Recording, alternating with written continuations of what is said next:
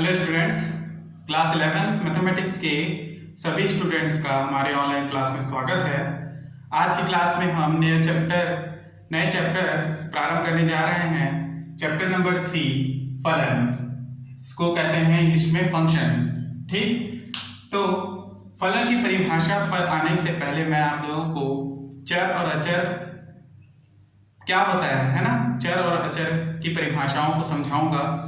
ठीक, पहले भी हम इसको पढ़ चुके हैं पिछले क्लासों में, लेकिन पुनः एक बार हम इसे दोहराते हैं और समझते हैं क्या होता है चर और अचर पद। ठीक, तो अचर एक ऐसा प्रतीक है जिसका मान पूरी समुच्चय संक्रिया में एक समान होता है।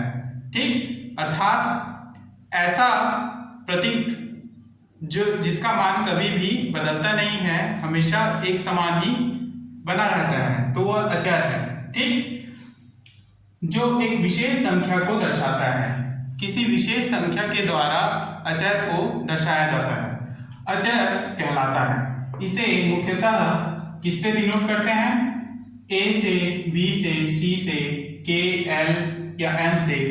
आप हमेशा देखे होंगे, हम कभी भी हमें कोई समीकरण प्राप्त होता है, जैसे कि y बराबर mx प्लस सी।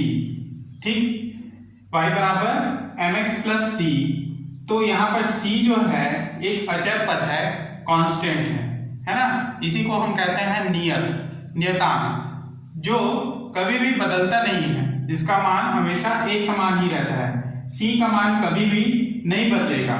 ठीक, बदलेगा तो क्या? चर पदों का मान, जैसे कि x है, y है। ठीक, तो इनका मान क्या है? बदलता है, हमेशा परिवर्तित होता रहता है x और y का।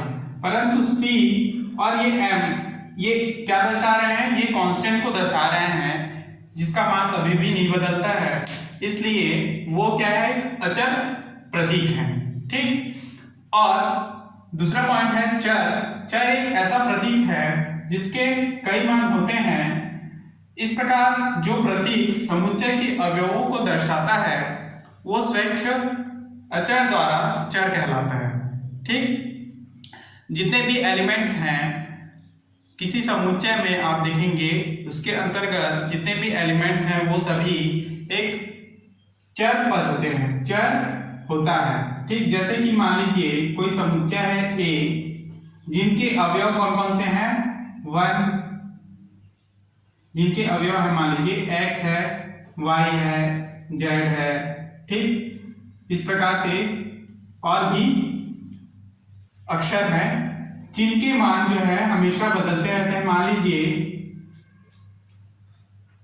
x, y, z belongs to capital N हो, तो इसका अर्थ यह है कि इनका मान नेचुरल नंबर के अंतर्गत आएगा, यानी 1, 2, 3 कुछ भी मान आप रख सकते हो, x का, y का, 1, 2, 3, तो इसके मान हमेशा क्या होंगे? बदलते जाएंगे। उसी प्रकार y में भी रख सकते हैं, z में भी रख सकते हैं। ठीक, जिससे कारण इसके मान जो है हमेशा परिवर्तित होते रहते हैं, और परिवर्तित होने के कारण हमेशा चलायमान रहते हैं, इसी कारण इसको हम चर कहते हैं। क्लियर? तो फिर से देख लेंगे, चर एक ऐसा प्रतीक है जिसके कई मान होते हैं। इस प्रकार जो प्रतीक समुच्चय के अवयवों को दर्शाते हैं, स्वेच्छ अचर द्वारा चर कहलाते हैं। ठीक, और इसे हम मुख्यतः x, y, z या u, v इत्यादि से दर्शाते हैं। ठीक, आगे देखेंगे स्वतंत्र चर। किसी समुच्चय के ऐसे अवयव, है ना, कोई समुच्चय है जिसका अवयव जो स्वेच्छ मान रखता है, ठीक, अपना मान स्वयं रखता है, स्वतंत्र चर कहलाता है। ठीक, इसको किसी दूसरे के ऊपर निर्भरता या निर्भर नहीं होना पड़ता है, वह अपने मान में एक स्वतंत्र मान होता है। ठीक, वैसे चर को ही हम स्वतंत्र चर कहते हैं। परतंत्र चर किसे कहेंगे? तो परतंत्र चर या डिपेंडेंट वेरिएबल, है ना। स्वतंत्र चर, इंडिपेंडेंट वेरिएबल। एक चीज और बताना था मुझे कि चर को हम लोग कहते हैं वेरिएबल, याद रखिएगा, इंग्लिश में वेरिएबल, और अचर को कहते हैं हम कांस्टेंट। ठीक, हम कहां पे थे? परतंत्र चर में। तो परतंत्र चर एक ऐसा प्रतीक जिसके मान स्वतंत्र चर पर निर्भर करते हैं, उसको हम परतंत्र चर कहते हैं, यानी कि डिपेंडेंट वेरिएबल। क्लियर? जैसे कि x और y का मान निकालना है, ठीक, ये स्वतंत्र चर है, मान लीजिए x स्वतंत्र चर है और y परतंत्र है। क्यों? जब आप 2x plus y is equal to 2x plus y is equal to 20 रखते हैं, है ना? 2x plus y is equal to 20 है, तो यहाँ पर x का मान आप रखते हैं, मान लीजिए x बराबर 1 रखें, ठीक, तब आपको y का मान प्राप्त होगा। जब तक आप x का मान नहीं रखेंगे तब तक y का वैल्यू आपको प्राप्त नहीं होगा। और चूंकि दोनों चर हैं, है ना, तो यहाँ पर x जो है स्वतंत्र चर है, क्योंकि यहाँ पर आपको x का मान पहले से प्राप्त है, x बराबर 1 रखना है करके, ठीक। x का मान रखते ही आपको y का मान प्राप्त होगा, अर्थात y जो है x पर निर्भर है। क्लियर? इसलिए ये क्या है? x स्वतंत्र चर है और y एक परतंत्र चर है। ठीक है, यही चीज मैं आपको समझाना चाह रहा था। तो x का मान क्या हो जाएगा? x बराबर 1 है, पहले से पता है, यहां पर मान रख देंगे तो 2 × 1 प्लस y इज इक्वल 20, तो 2 × 2 प्लस y बराबर 20, तो y is equal to 20 minus 2 is equal 18, यानी x बराबर 1 रखने पर y बराबर 18 आता है। ठीक, नेक्स्ट अगले डेफिनेशन में आएंगे हम फंक्शन या फलन, किसे कहते हैं समझते हैं।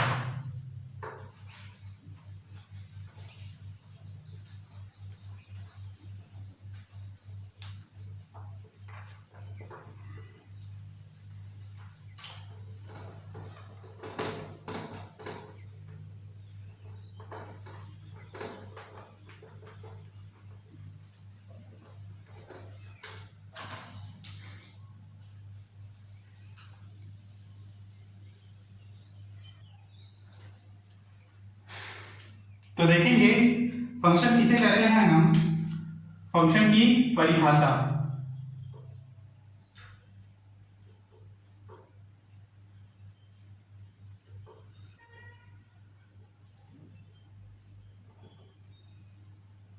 माना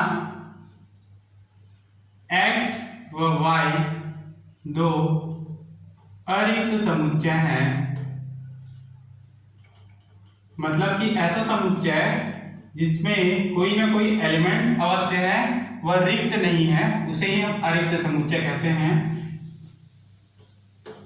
तब वह नियम या संगतता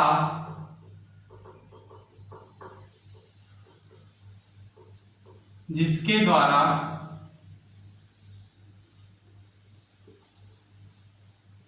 x belongs to capital X का प्रत्येक अवयव,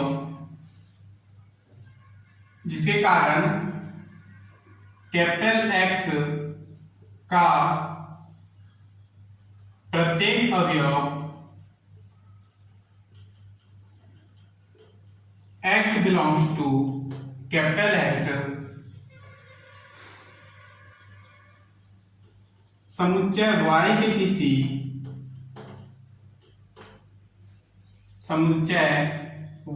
के किसी अद्वितीय अवयव, ठीक, y के किसी अद्वितीय अवयव small y belongs to capital Y से संबंधित होता है,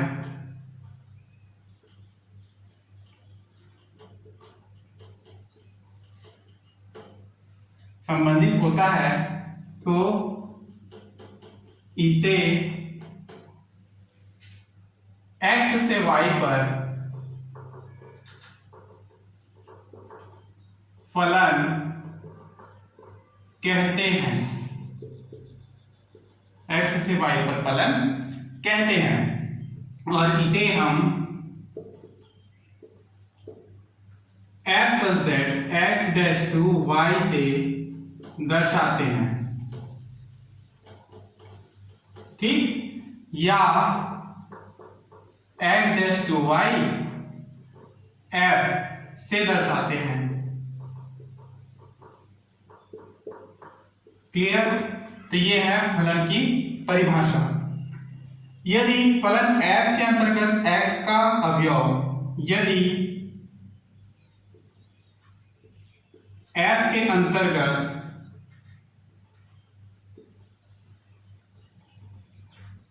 x का अवयव स्मॉल x के संगत y का अवयव स्मॉल y हो तो के संगत y का अवयव स्मॉल y हो तो, ठीक, इसे y बराबर क्या कहते हैं, f ऑफ x से दर्शाते हैं।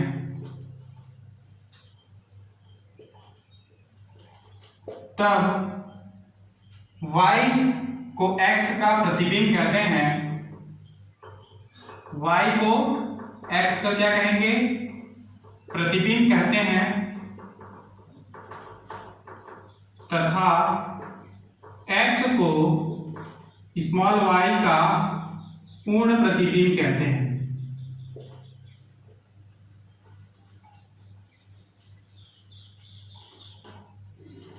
ठीक, तो ये है फलन की परिभाषा।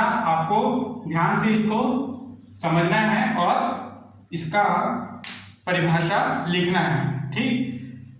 तो आगे एक फलन लेते हैं इस प्रकार से, ठीक, जिसमें ये समुच्चय x है, ये समुच्चय y है, इसमें x के अवयव हैं x1, x2, ठीक, x3, इसके y के अवयव हैं y1, y यहाँ x भी है, यहाँ पे y1, y2, ठीक, y3, इस प्रकार से f के द्वारा क्या है, संबंधित है।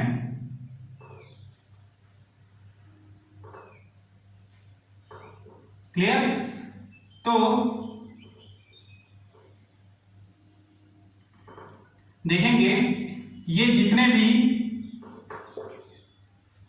x के अवयव हैं, ये y के जितने अवयवों से संबंधित होता है उसको हम इस प्रकार से राउंड करेंगे, ठीक है, क्योंकि x y से संबंधित है, x1 y1 से, x2 y2 से और x3 भी y2 से, y3 बच गया। तो यदि कहा जाए कि ये पूरा x समुच्चय x कहलाता है प्रांत या डोमेन, क्लियर, और परिसर कहा जाए तो ये जो y1 और y2 को मैंने गोले में घेरा है, तो y के किसी अद्वितीय अवयव से संबंध होता है, तो ये क्या है, ये y1 और y2 के इमेज क्या है, यानी प्रतिबिंब क्या है, x, x1, x2 और x3 हैं, क्योंकि ये इन्हीं से संबंधित है, इसलिए ये जो गोल घेरे में मैंने किया है y के अंतर्गत, तो ये क्या है, परिसर कहलाएगा, ठीक। और ये पूरा का पूरा y वाला हिस्सा जिसमें y3 भी आता है ना, यानी ये चारों आएंगे, वो कहलाएगा सप्रांत, ठीक। तो परिसर यानी कि रेंज और सप्रांत यानी कि को डोमेन, क्लियर? तो समझ में आ गया होगा आप लोगों को।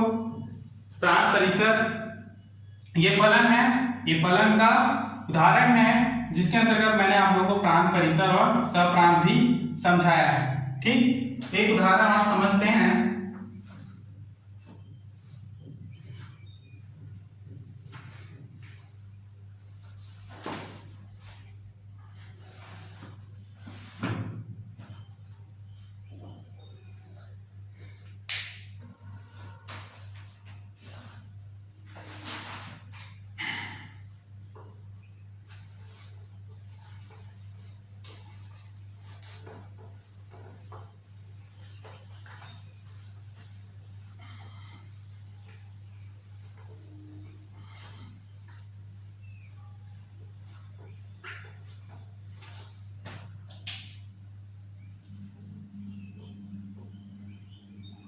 फलन का उदाहरण।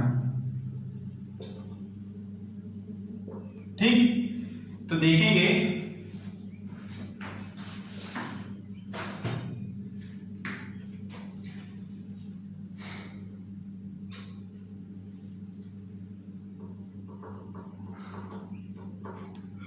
माना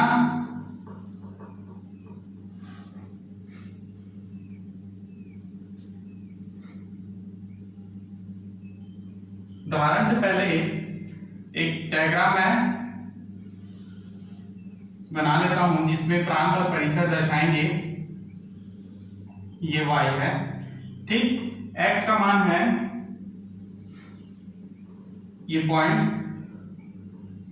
और y के वैल्यू है इस प्रकार से ये पॉइंट y के अवयव। ठीक, तो यहां ये f के अंतर्गत संबंधित है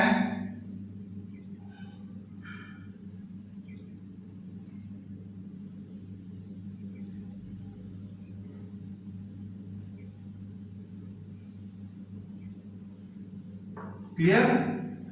और इस प्रकार से इसको मैं डॉटेड लाइन से दर्शा देता हूं। क्लियर, तो ये जो संबंध है f के अंतर्गत है। ठीक, ये समुच्चय x है जिनके अवयव ये बिंदु हैं और y के अवयव ये सभी बिंदु हैं। ठीक, तो समुच्चय x पूरा का पूरा प्रांत कहलाएगा, प्रांत या डोमेन। ये समुच्चय y जो पूरा है वो कहलाएगा सप्रांत। ठीक, और ये डॉटेड लाइन में मैंने जो प्रतिबिंब लिया है x का, है ना, वो क्या कहलाएगा, परिसर। क्लियर, तो इन सभी का परिभाषा आप लोगों को लिखना है। उदाहरण समझते हैं। उदाहरण से फलन, प्रांत और परिसर को हम समझेंगे। माना कि a बराबर दिया है 1 2 3 4, 1 2 3 4 और b बराबर दिया है 1 4 9 16 25, 1 4 9 16 25 ब्रैकेट बंद। ठीक, तो नियम f ऑफ x बराबर x स्क्वायर पर विचार करें। ठीक, इस पे हम विचार करना है। क्या है f ऑफ x बराबर x स्क्वायर, आप मान रखते जाइए। f such that a dash to b माना एक फलन है जहां a क्या है, एक समुच्चय है और b भी एक समुच्चय है। ठीक, तो इसको एक डायग्राम से आप डिनोट कीजिए इस प्रकार से, ये a और ये b। a के अवयव क्या होंगे, 1 2 3 और 4 तथा b के अवयव हैं 1 4 9 16 25। क्लियर, तो ये कहां से आया, जब आप एफ ऑफ एक्स में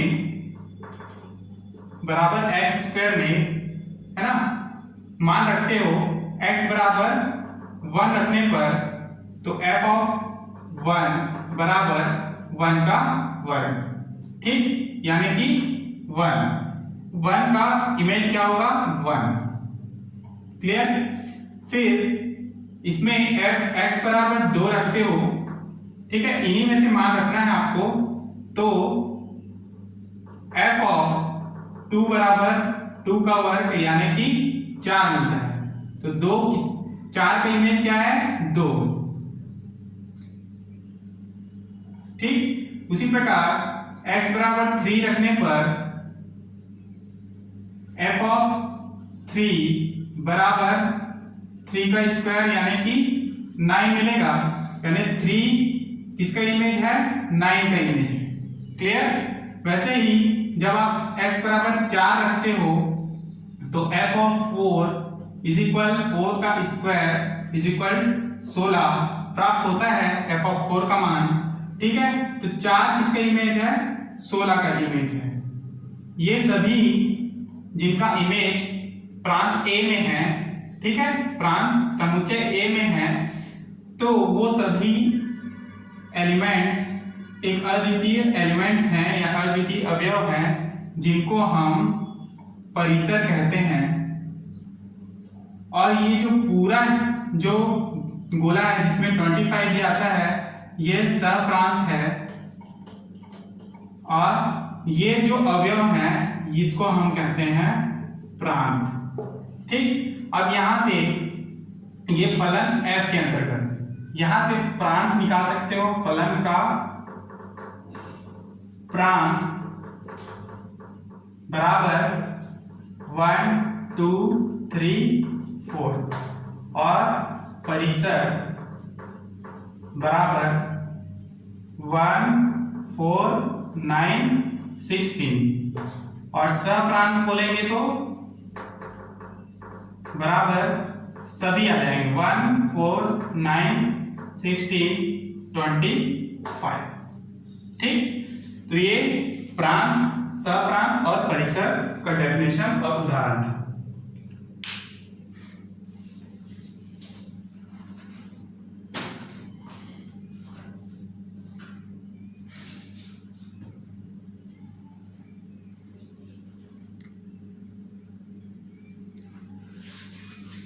आगे हम समझेंगे वास्तविक मान फलन। क्या होता है वास्तविक मान फलन?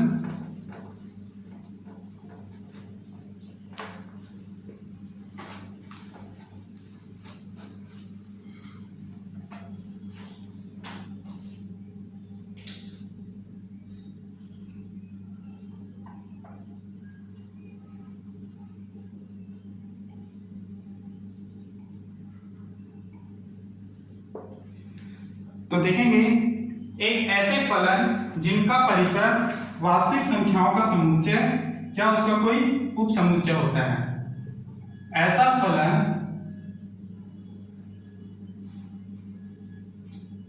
जिसका परिसर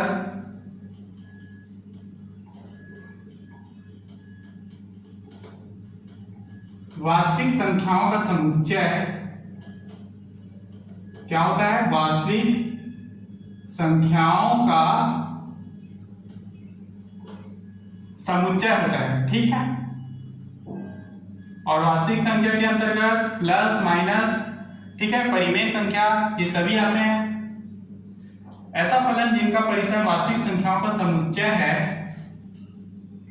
या कोई उप समुच्चय है या कोई उप समुच्चय होता है, वास्तविक मान फलन कहते हैं। क्या कहते हैं? वास्तविक मान कहते हैं, ठीक। यदि वास्तविक चर वाले किसी वास्तविक मान फलन का प्रांत भी वास्तविक संख्याओं का समुच्चय तथा अथवा उसका कोई उप समुच्चय हो तो इसे भी वास्तविक मान फलन कहते हैं, ठीक। इसका अर्थ क्या हो कि ऐसा फलन जिसका परिसर यदि वास्तविक संख्याओं का समुच्चय है या उप समुच्चय है तो उसके वास्तविक मान फलन कहते हैं। और इसके अलावा ऐसा फलन जिसका प्रांत भी वास्तविक संख्याओं का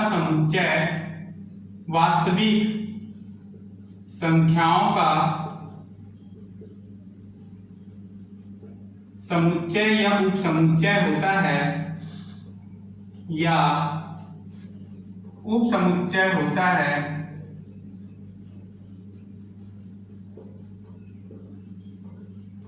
तो वह भी क्या वास्तविक मान फलन है।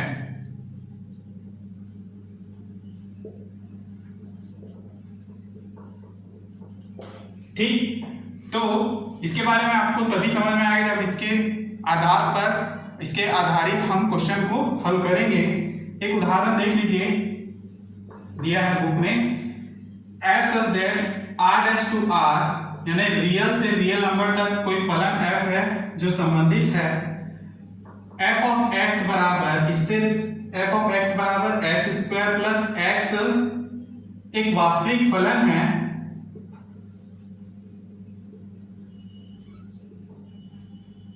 क्या है, एक वास्तविक फलन है जो क्या दर्शा रहा है, वास्तविक मान फलन को दर्शा रहा है। ठीक है, ये समुच्चय है